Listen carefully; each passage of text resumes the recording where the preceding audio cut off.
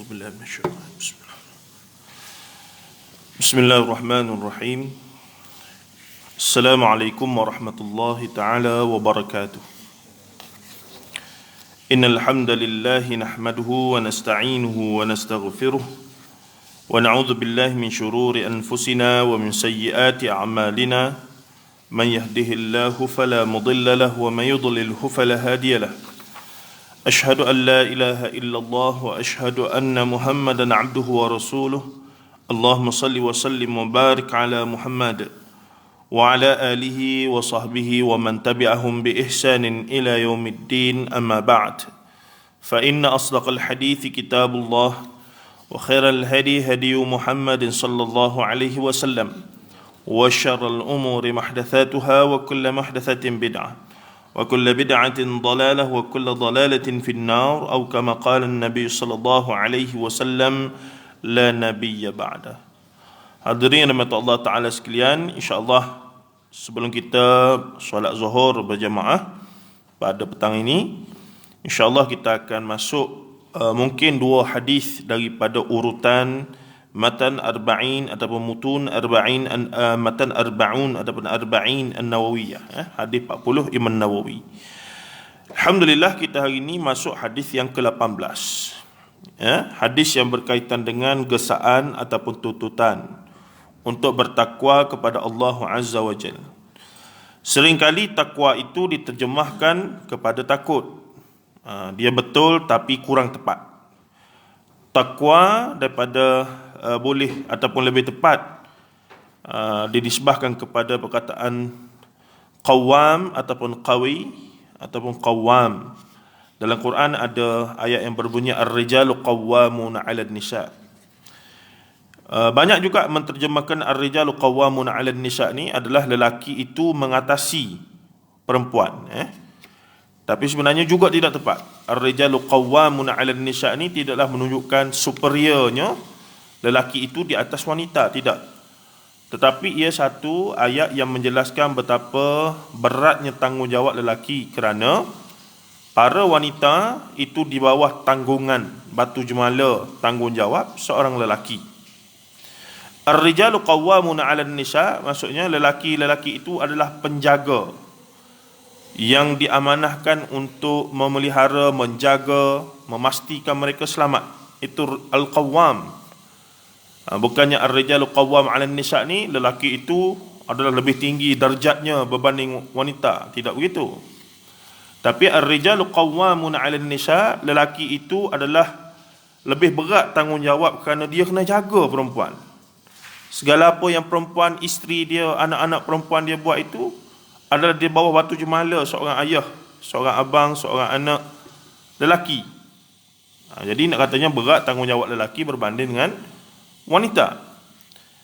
Jadi begitulah juga takwa itu tidaklah bermaksud takut semata-mata. Kalau difahami takut dalam bahasa Melayu, takut sehingga menyebabkan kita lari, kita mengelakkan diri, takut kepada harimau, kita lari ataupun elakkan diri, takut kepada hantu. Tapi takut dalam arti kata takwa adalah yang lebih tepat adalah berhati-hati dalam berurusan ataupun menjaga hak dia. Jadi bila sebut takwa kepada Allah, ittaqullah ataupun ittaqillah, maka bertakwalah, jagalah hak Allah itu dengan penuh hati-hati. Maksudnya begitu. Dengan penuh halus, dengan penuh rasa takut buat salah ataupun rasa takut untuk menyebabkan Allah marah ataupun Allah tak sayang kita dah. Itu maksud takwa. Ibarat katanya apa dia? Nanti kita akan tengok bagaimana ada sahabat yang mengkiaskan takwa itu dengan dia tanya balik, bila ditanya kepada dia apakah itu takwa, dia tanya balik, pernah tak kamu berjalan di malam hari yang gelap gelita, yang penuh dengan duri-duri di tengah jalan itu, bagaimanakah kamu akan jalan? Maka sahabat akan menjawab, sahabat lain menjawab, pasti kita akan berjalan dengan penuh hati-hati, setapak sikit-sikit, dan pastikan betul-betul tak ada duri, baru kita jalan. Itu maksud takwa. Maka dalam hadis yang ke-18 ini, an Abi Zarrin, kata daripada Abi Dzar radhiyallahu anhu, Jundab bin Junadah. Nama dia Jundab. Abi Dzar ni nama sebenarnya Jundab bin Junadah. Wa Abi Abdurrahman Muaz bin Jabal radhiyallahu anhuma. Dan juga hadis ini diriwayatkan oleh Muaz bin Jabal radhiyallahu anhuma kedua-duanya. An Rasulillah sallallahu alaihi wasallam qala, daripada Rasulullah sallallahu alaihi wasallam katanya, ittaqillaha haitsuma kunt wa atbi' as-sayyi'ata al-hasanata tamhuha wa khaliq an-nas bi khuluqin hasanin. Rawahu Tirmizi wa qala hadisun hasanun wa fi ba'd an-nusakhi hasanun sahih. Terjemahan hadis yang ringkas ini daripada Abi Dzar radhiyallahu anhu dan Muaz bin Jabal radhiyallahu anhuma katanya, Nabi sallallahu alaihi wasallam bersabda, bertakwalah kamu kepada Allah walau di mana pun kamu berada. Apa dia takwa tadi kita kata? Berhati-hati dalam menjaga hak. Berhati-hati dalam menjaga hak Allah agar dia tidak marah dan agar Allah itu tidak lupakan kita atau tidak marah dan tidak hilangkan kasih sayang dia atas kita. Maka Rasulullah berpesan kepada kita, bertakwalah kepada kamu kepada Allah walau di mana pun kamu berada. Walau di mana pun kamu berada. Dan ikutilah yang jahat itu dengan kebaikan. Wattabi' wa atbi' as-sayyi'ata. Dan ikutilah setiap benda tak molek kamu buat dengan benda elok. Maksudnya kita tak boleh terlepas kullu bin Adam khata', setiap daripada kita akan buat dosa, setiap anak Adam akan buat dosa, kesalahan. Wa khairul khata'ina wat tawwabun, dan sebaik-baik mereka yang berdosa itu adalah mereka yang bertaubat. Dosa kita akan buat, kecil ataupun besar. Na'udzubillah min dzalik. Dalam keadaan kita sedar ataupun tidak, kerana iman kita akan terpengaruh dengan suasana. Tetapi sebaik-baik pendosa, orang yang buat dosa itu adalah mereka yang cepat-cepat taubat. Cepat-cepat bertaubat. Jadi timbul isu, kalau begitu boleh ke sengaja buat dosa dan sengaja taubat dan ulang benda yang sama? Kenapa kamu buat dosa ni? Tak apa, lepas ni taubatlah. Dan dia taubat ke tidak? Dia taubatlah. Tapi nampak macam main-main. Kalau gitu syok lah. Taubat, buat dosa. Taubat, buat dosa, taubat. Buat dosa, taubat. Buat dosa, taubat. Maka ada orang kata kalau gitu main-main. Betul lah main-main. Persoalannya lagi, dalam banyak-banyak kali kita buat dosa dengan sengaja ke tidak, dan kita taubat itu, kita pun tak tahu taubat yang mana Allah Ta'ala terima. Dan lagi kita tak tahu kita mati bila. Maka dalam keadaan tersebut, kita buat dosa, banyak faktor dia. Pastilah kerana iman yang lemah dan pengaruh suasana. Kalau orang paksa letak leher, letak pistol di kepala kita untuk buat satu maksiat, itu tak apalah, darurat bukan tak apa, maksudnya darurat yang dimaafkan. Tapi sekarang ni setiap dosa yang kita buat adalah kerana kita pilih faktor situasi yang iman kita lemah ketika itu dan kita buat. Maka saatnya itu kemudian kita bertaubat dan terus berulang. Dan ini tidaklah menunjukkan bahawa kalau begitu bolehlah taubat boleh ulang. Tidak ada agama suruh begitu. Cuma kalau kita dalam situasi itu, mana lebih baik buat dosa dan sengaja buat dosa dan sengaja taubat, dengan sengaja buat dosa tak taubat, nak himpun nanti pencen baru taubat. Tetap dalam konteks ini buat dosa dan terus taubat. Buat dosa dan terus taubat. Sebab kita tak tahu taubat yang mana Allah Ta'ala terima. Kita taubat, tapi Allah Ta'ala terima tak terima tu kita pun tak tahu. Maka lebih baik kita bertaubat, dan takdirnya kalau mati lepas taubat itu, semoga Allah Ta'ala terima taubat yang last kali itu dengan sebenar-benar taubat daripada diri kita. Maka di sini kalau baca beberapa siri berkaitan taubat, yang ulama bahas kan begitulah. Satu lagi, memang syarat taubat diterima adalah taubatan nasuha, taubat sungguh-sungguh, dan iqrar, tidak buat lagi, dan memang tidak buat lagi, maka taubat diterima. Tapi apa tanda taubat terima? Sebab kalau kita diterima bekerja, senang, ada surat tawarannya daripada Allah. Kita nak apa isyarat ni? Ya Allah, tunjuklah taubat aku terima ni ke tidak ni. Kita pun tak tahu. Cuma para ulama bincang antara tanda-tanda taubat terima tu, kita sungguh-sungguh tinggal benda tu lah. Memang tak nak buat langsung dah. Dah. Sampai kalau orang yang taubat isap rokok tu, lalu tempat orang isap rokok pun dia pun tak boleh dah. Marah sungguh dah. Nak mutah, nak jeruak dah. Marah kalau tengok ada orang isap rokok dalam kedai mamak tu. Pernah sekali saya jumpa dia saung depan begitu je. Dia dengan anak bini dia duk kata kawan tu sorok-sorok dah. Sorok-sorok masak rokok ni bukan boleh sorok. Dia sorok isap rokok. Asap tu masih kena orang lain. Jadi kawan tu pesan dengan elok. Saudara, kalau boleh jauh sikit lah saya dengan anak-anak ni. Dia buat tak tahu. Last kali meninggi suara ya. Dan seumpamanya. Dan kita harap sesana itu kekal, iaitu premis restoran ini memang bebas rokok lah, orang rokok jauh dan seumpamanya. Biar ada rasa malu dan rasa tanggungjawab sikit. Sebab hidup ni bukan kita seorang, orang lain pun melibatkan orang lain. Baik, jadi di sinilah sebenar-benar taubat itu tandanya apa dia? Kita tak nak ulang lah benda tu.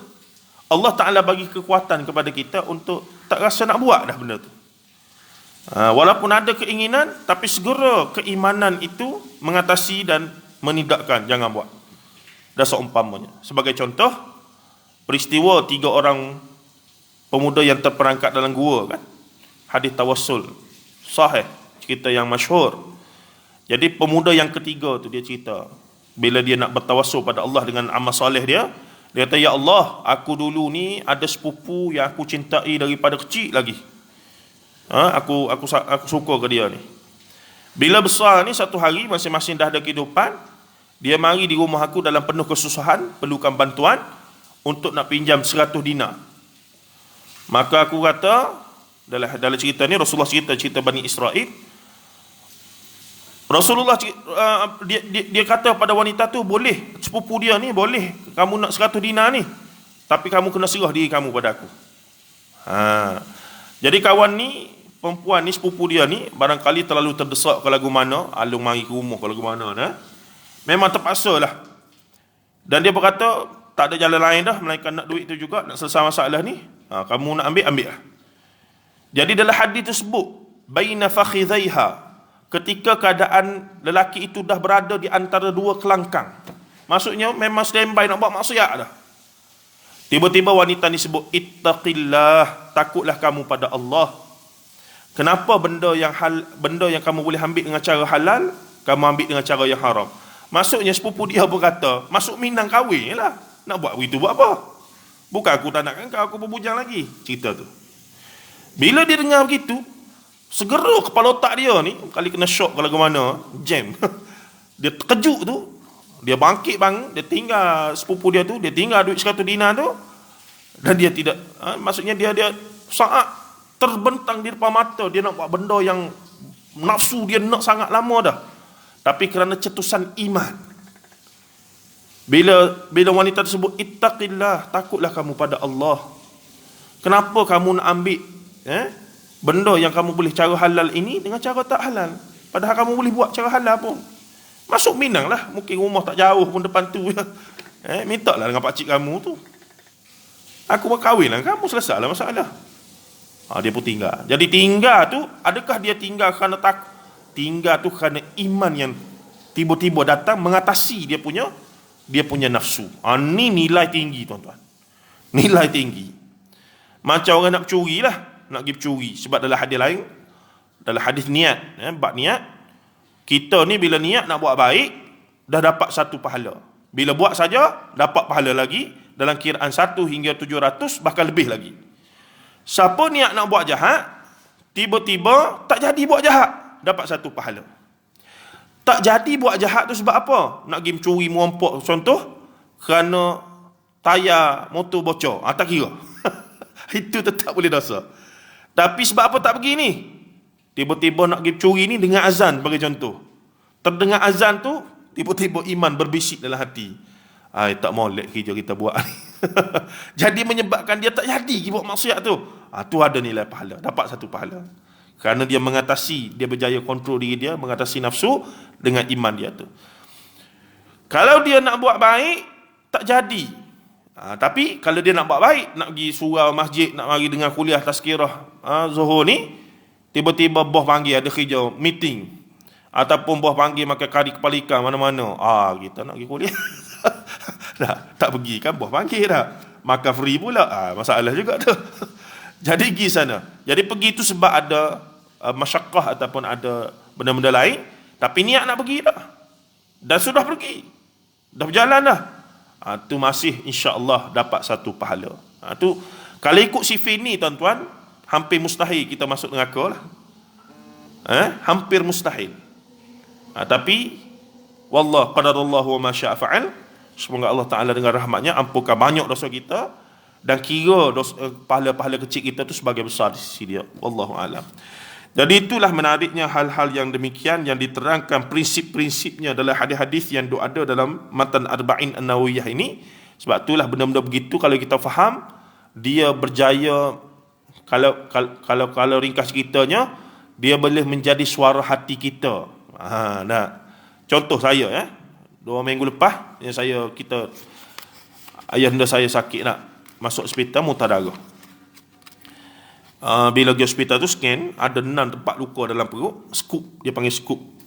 Inilah tampal jahit apa mulai perut. Dan nombor 70 dah lah.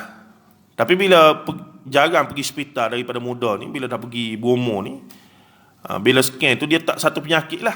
Daripada situ jumpa benda-benda lain. Jadi bila scan, ada kaki dia bengkak, ada kecil manis, bengkak, scan, kaki bengkak, di kaki tu ada satu benda yang mengejutkan. Ada lagi X-ray tu saya simpan. Doktor mai tanya, "Pak cik, masa muda-muda dulu ada aksiden ke?" Tak ada, saya ingat tak ada aksiden tu. Sebabnya ada besi sepanjang 2 milimeter di dalam kaki dia ni, di antara 2 lutut, di tengah-tengah. 2 milimeter. Dalam X-ray jelas nampak panjang tu. Mari mana ni? Daripada luar tak ada parut, tak ada luka, tak ada apa. Misteri molek. Kita duk ceramah bab khurafat apa semua ni, tulis buku siap ada saya ni. Ni. Isteri saya kata ujian untuk awak dah bang. Nanti kita pun buntu. Macam mana ni? Doktor mai tanya, "Pak cik ada begini. Tapi dia memang kerja berat lah. Dia bekas JKR ni, duk masuk hutan apa semua, duduk mengukur tanah. Masa pencen pun duk mesi rupuk lah apa semua macam-macam lah. Hobi dia tu buat rumah sendiri ke apa, sambung, dia boleh buat sendiri belakang. Kita tak menurut. Kita boleh baca buku menulis, sambung ngaji. Tak apalah. Tapi ajaib benda tu. Saya duk jaga dia ni hari-hari ni. Doktor main ortopedik apa nama pakar tulang itu. Wacik ni X-ray kaki ni. Yang bengkak tu tak apalah. Yang bengkak tu satu hal di kepala lutut. Yang bawah kepala lutut tu tiba-tiba ada besi. Ini mari mana? Doktor tu tanya depan saya kepada ayah saya, "Pak cik ada pakai susuk kau muda-muda dulu?" Teranjak saya. Kata doktor ni, saya tak teragak. Tapi at the moment saya rationalize kan, tak mustahil pun. Kita kena ayah kita ni masa dia dah baik lah, kita dah besar. Masa dia muda-muda mana kita tahu. Dia berkawan dengan siapa dia, yalah sama-sama nakal kan. Tapi tanyalah dia, tak ada kan? Tak ada. Dan ada keberangkatan yang kedua, dia pergi ikut siapa-siapa. Kawan-kawan kau zaman nakal tu dah jumpa Tok Bomo nak ambil barang ni. Tok Bomo tanya, "Ni mari ni teman ni tak nak juga ke?" Boleh juga nak bagi. Saja sebut di mulut, khabar-khabar dia ada dah benda tu. Boleh jadi juga. Sebab tu hati-hati tuan-tuan nak berkawan ni. Duk ikut kawan pergi ambil nombor ekor lah apa semua, kita seronok. Tak sedar kawan tu dia ikut dah kita tu. Tu hati-hati percakapan kita dah seumpamanya. Jadi apa berlaku bila dah ada benda begitu, nak kena bedah lah keluar. Tapi bedah ni risikonya kecil manis. Banyak kita dengar cerita, bila bedah kecil manis tak jaga elok kan. Dengan kaki-kaki lah hilang contaminate lah, apa nama dia kotor apa semua. Tapi kan jaga elok okey je. Isi saya hospital, dia kata kena bedah macam-macam mana. Ahli keluarga lain kata, kalau tak payah bedah, kenapa kena bedah? Cubalah dulu rawatan alternatif. Sudah kata. Sudah kata. Rawatan alternatif ada sudah dah lah. Jadi macam-macam teori. Teori A kata, ni sihir ni. Ni pelik ni, bahagian pelik ni. Mustahil masuk sendiri. Sama ada tuan badan suruh masuk ataupun memang dihantar dengan cara sihir lah. Teori pertama. Masalahnya kalau kita pegang teori kena sihir, maksudnya orang yang sihir, akan timbul lanjutannya, dominonya apa dia? Siapa yang buat? Siapa yang buat tu?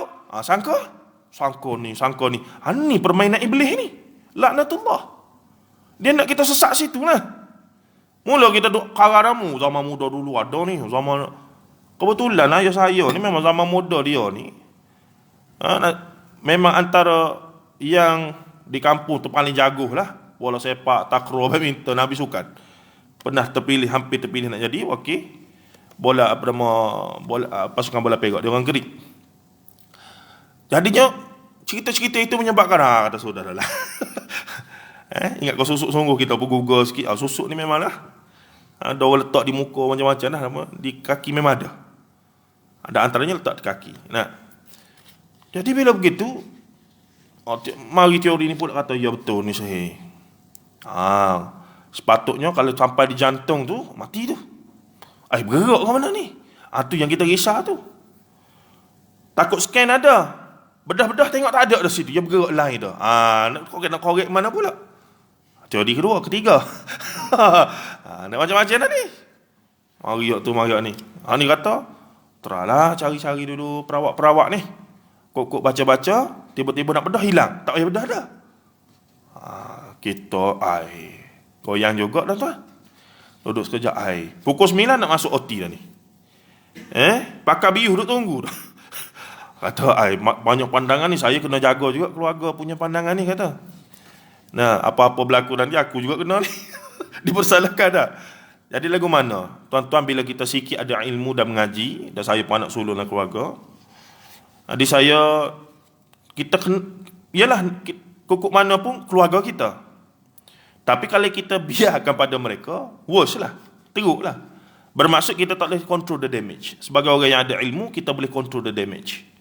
Contoh bila mereka kata, why not kita try cara alternatif. Kita pun tak tolak cara alternatif. Tapi kita punya manhaj, kita mengaji, aku kalau nak mari panggil ruqyah, aku nak panggil ruqyah syariah betul-betul. Yang memang guna Quran dengan sunnah saja. Tak mungkin aku nak panggil yang campur aduk tu, mari tok mamba momoh lah apa semua, kain kuning, kain hitam, aku tak nak yang tu.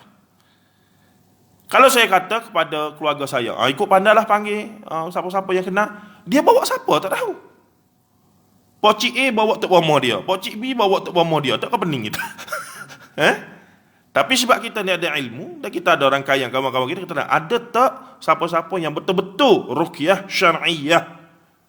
Tegaskan begitu, saya nak panggil dia, nak ruqyah mana ni. Maka cari-cari, ada lah. Dalam rangkaian sahabat-sahabat guru-guru saya tu, ada ni memang praktiskan sekali. Minta dia mari malam tu, minta dengan doktor extend sikit. Kalau doktor, tak jadi ni, kita standby, tukar biuh, tukar biuh pula. Doktor biuh pun dah standby apa semua. Minta extend dulu malam ni. Maksud bila? Pagi esok 7.30, nombor 1. Boleh? Jadi malam tu kawan tu mari, ruqyah lah. Ruqyah, baca Quran lah. Ayat kursi gitu yang kita duk belajar selama ni lah. Kita pun tahu. Cuma kita tak praktis, jadi kita tak berasa lah yakin. Orang lain dia baca sejam jugalah.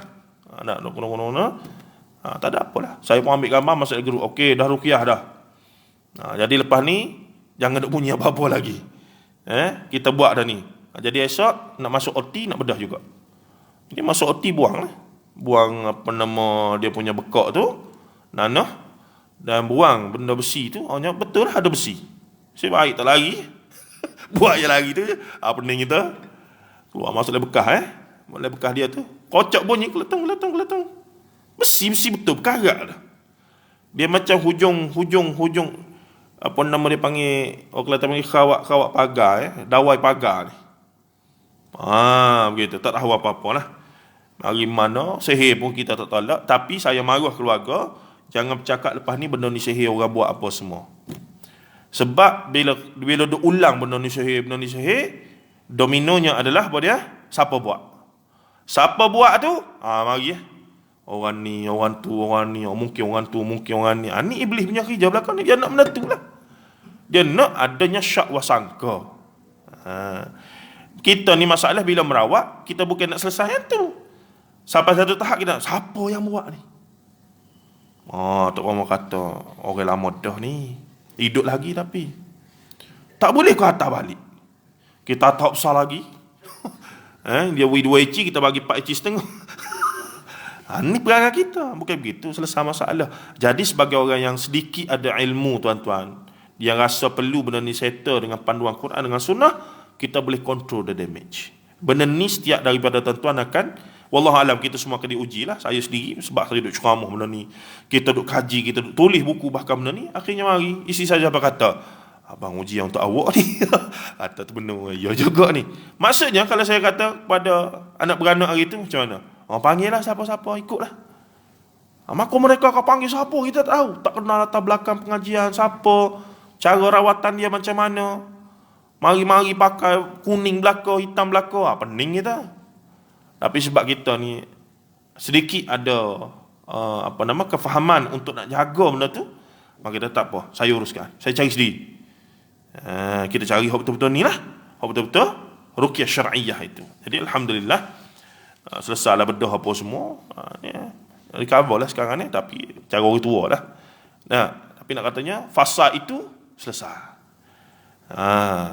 Tapi kalau belah-belah itu hilang benda tu, pening kepala nak cari duk mana pula tu. Kena scan satu badan dah. Dia bergerak ke lagu mana? Wallahu a'lam. Baik, itu benda-benda yang menunjukkan bahawa penting untuk kita ada kefahaman-kefahaman asas itu, supaya bukanlah kita tolak adanya sihir, adanya jin iblis apa semua. Ya, itu benda ada. Quran hadis kita. Cuma cara kita interaksi dengan dia. Kalaulah kata dalam berinteraksi itu akhirnya membawa kepada apa dia? Membawa kepada kononnya perawat tu kata, ni kalau benda ni nak sembuh, jin ni suruh buat pulut kuning, kena bagi ayam 2 ekor. Kita pun buat atas dasar nak sembuh. Sebenarnya kita sedang patuh dan ikut iblis tu. Kita sedang ikut dia punya kehendak tu. Mungkin sembuh, tapi sembuh dalam keadaan kita telah ikut dan patuh kepada yang namanya jin iblis itu. Jadi apa nilai sembuh tu? Tu kalau sembuh. Kalau tak sembuh, dalam proses merawat tersebut, berlakunya pendek umur, mati ke lagu mana? Mati dalam keadaan sedang patuh dan ikut apa yang dibuat itu. Itu kita kata perlu faham di situ. Ya. Ada orang kena sihir A, dia pergi dapatkan bantuan daripada Tok Bomo B. Dia kena sihir kepada Tok Bomo A contoh. Tok Bomo A yang sihir dia guna ilmu hitam, guna jin iblis juga. Yang merawat pun guna jin iblis juga. Sembuh. Adakah sembuh tu menunjukkan benda tu benar dan boleh dan halal dan dibenarkan oleh syarak? Tidak. Tetap dosa besar. Tapi yang kita khawatir dalam proses duk merawat tu, Tok Muhammad kata kalau nak ilmu saya jadi, kena ikut pantang larang dia. Apa dia? Jangan semaya subuh 5 hari. Kena makan. Dan biasa benda libat sihir ni dia khabith. Khabith ni jijik, benda keji. Dia suruh kita makan kepala taik kita sendiri. Taik nak keluar tu tek tangan, tek di mulut. Buat ke tidak? Buatlah nak sembuh ni. Tu nasib baik taik ke kalau taik cair? Oh, jeng keren. Buat. Makan abu mayat orang bukan Islam, buat tak buat? Buat. Betapa dijirat Cina? Buat ke tidak? Cina pun terkejut hari. Apa benda? Dia buat sini. Buatlah. Atas dasar ikhtiar nak sembuh. Tidak. Islam ajar kalau benda tu langgar syarak, langgar akidah, tak boleh buat. Benda alternatif ni ada dawabit, disiplin dia. Tak boleh kita, ni Tok Bomo hebat ni. Ni Tok Bomo ni perawat hebat ni, nampak ustaz semuta, bakal jubah. Tapi semaya Jumaat tak pernah jumpa kapung tu. Tuai tu macam Tok Wali dah. Tapi semaya Jumaat tak pernah jumpa dia kapung tu. Semaya Jumaat mana? Tanya anak murid pentaksud dia, Tok guru kita ni, memanglah dia tak semaya Jumaat sama kita. Dia level lain. Mana? Pergi semaya Jumaat di Mekah tu. Kita kata, Mekah ni 5 jam lewat pada kita. Dia semaya Jumaat masa mana? Tu pun kalau kita fikir logik sikit, banyak tipu lah. Jangan kita tertipu dengan hal-hal demikian. Maka balik pada hadis Nabi SAW, dia kata, ittaqillaha haitsuma kunt, iaitu bertakwalah kamu kepada Allah walau di mana kamu berada. Ini takwa ni untuk jaga. takwa ni tadi hati-hati, jaga dalam keadaan duk fikir, aku buat ni Allah suka ke Allah tidak, aku buat benda ni Nabi suka ke Nabi tidak. Dah seumpamanya. Tapi banyak benda yang tidak jelas lah. Tidak jelas, ulama khilaf. Tu tak ada masalah untuk kita ikut ulama-ulama sekian dengan disiplin tertentu. Cuma ada satu benda sajalah saya share. Saya ni bukan seorang yang anti pun sambutan Maulidul Rasul ni, bagus lah. Boleh cuti free, siapa tak nak. Kalau kita tak setuju, tak boleh cuti, saja pula. Cuti tak apa. Cuma dari sudut sambutan, ada disiplin dia. Setakat ni sambutan duk baca selawat, buat kuliah, tazkirah, buat forum, tu bagus lah. Pertandingan, kala lah, apa semua, belagak sikit-sikit boleh lah. Tapi masalah belagak ni, ada satu sahabat ni, dia orang Indonesia, dia rakam sambutan Maulid Rasul di sana. Dia share dengan kita. Ada link dengan saya ni. Bila tengok tu terkejut saya, tuan-tuan. Dia belagak sungguh-sungguh lah ni. Hak tukang belagak tu semaya subuh kedak ke tak tahulah. Belagak sungguh-sungguh. Dan dia belagak ni macam kita sambut hari apa dia kata. Dia buat patung gergasi, dia buat gitu, dia buat begini. Dia buatlah gambar Sayyidina Ali dengan pedang dia, Zulfiqar. Dia buat naga, ni Jawa ni. Kita kata, Maulud Nabi lagu mana ni? Kita pening tengok. Dan kita harap benda itu tak berlaku di Malaysia lah. Memang ada. Dia terlebih. Kita tahu dah, benda-benda ni kalau terlebih, sambutan-sambutan ni, kalau terlebih, dia masalah. Alhamdulillah negara kita tak sampai tahap tu lagi lah. Nak sekadar kumpul, duduk selawat, baca hadis, buat majlis ilmu, itu lagi baik. Ada sambutan, ceramah, nak panggil Samsul debat, okey lah, tak ada masalah. Seronok pun. Nak, dah seumpamanya. Tapi kalau dah terlebih, tuan-tuan tengok terlebih, ni nak bersapa. Mula nak cipta macam perayaan baru lah. Dimulakan dengan pagi mandi sunat. Contohnya, mandi sunat apa dia? Mandi sunat Maulidin Nabi. Kita kata tak je dengar ni. Kenapanya sambutan ke? Hari raya dah ni. Sama dengan Aidilfitri lah. Tak boleh tuan-tuan. Tu pandai-pandai dah tu. Memandai-mandai dah tu. Ada. Begini niatnya. Nawaitu. Dah. Ajar pula niat solat apa nama? Mandi sunat pagi Aidil pagi Maulidin Nabi. Tak boleh. Itu dah memandai-mandai dan terlebih sangat tu. Jadi kita tak katalah tak boleh langsung. Boleh kalau tak boleh jika, tak boleh kalau. Dia dalam keadaan tu. Boleh jika disiplin-disiplin itu dijaga dan seumpamanya tak melewati batas syarak. Tidak boleh kalau sekian dah terlebih. Wallahu a'lam. Dan akhirnya Rasulullah kata wa atbi'as sayyi'atal hasanata tamhuha wa khaliq an-nasa bi khuluqin hasan. Dan ikutilah yang jahat itu dengan kebaikan supaya kebaikan itu boleh memadam keburukan. Kerana setiap pahala yang kita buat akan memadamkan dosa. Maka daripada kita terbuat ke, sengaja buat dosa ke, maka kita pun sengaja taubat dan sengaja banyakkan pahala apa semua itu begini, dengan harapan Allah Ta'ala akan memaafkan dan menampan ataupun apa nama kita kata, counter balik lah kita punya dosa tu supaya tidak terhapus dan seumpamanya. Ini amat penting untuk kita fahami. Jadi ada orang ni ialah orang yang berkemampuan kan. Zaman muda ni dia nakal ke lagu mana ke tak. Bila tua ni dah duit banyak, pencen pun ratus-ratus ribu kali pencen dia ni. Nah, sebab tu ada idea-idea mutakhir ni nak bawa kepada tidak ada pencen lah ni. Terutamanya pada orang politik. Kita sebut je marah lah. Tapi saya kata kalau nak uji keikhlasan sungguh, mereka perlu buat dululah. Nah, orang penjawat kerajaan Hijaz 15 tahun minimum baru pencen. Orang politik khidmat 2 tahun boleh pencen. Dan kerajaan kita menanggung 50 bilion setahun untuk hal tersebut. Dalam 10 tahun meningkat kepada 80 bilion. Jadi ini satu pembelajaran yang sangat tinggi lah. Tak apalah, kita serah pada policy maker untuk buat keputusan. Tapi nak katanya, apa yang berlaku adalah ada orang ni masa tua, masa dia dah berumur apa semua ni, maka dia pun banyak buat kebaikan. Dia buat kebaikan banyaklah, jamu orang makan lah, apalah begitu beginilah dan seumpamanya, dengan harapan taubat dia dan juga dosa-dosa dia zaman muda itu dapatlah dini. Dari satu sudut macam okey, tepat dengan hadis kita baca ni, tapi tetap kita kena ingat di sana ada dosa-dosa muamalat yang melibatkan perlu selesai dengan cara muamalat juga. Dosa dengan Allah, tinggal sembahyang, tinggal puasa, itu cerita lain.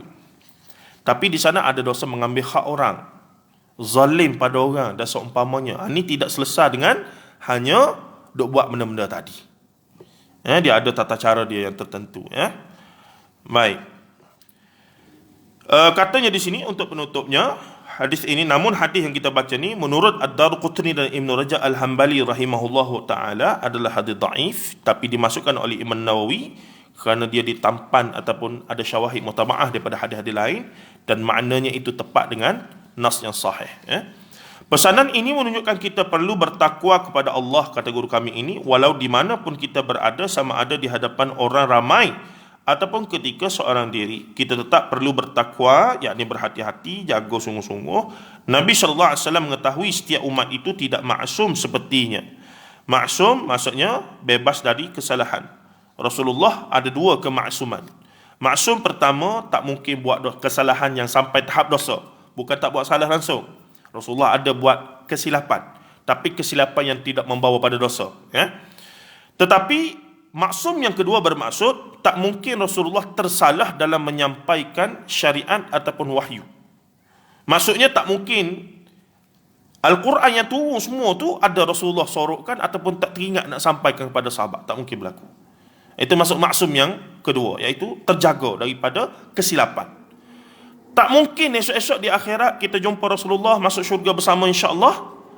Tiba-tiba Rasulullah pun buat announcement kepada kita, wahai umatku sekalian, dalam syurga lah ni insya-Allah. Sebenarnya ada satu benda nak bagi tahu ni. Apa dia? Ada satu surah lagi tertinggal dulu, tak ingat bagi tahu. Tak mungkin berlaku begitu maksudnya. Itu maksudnya maksum.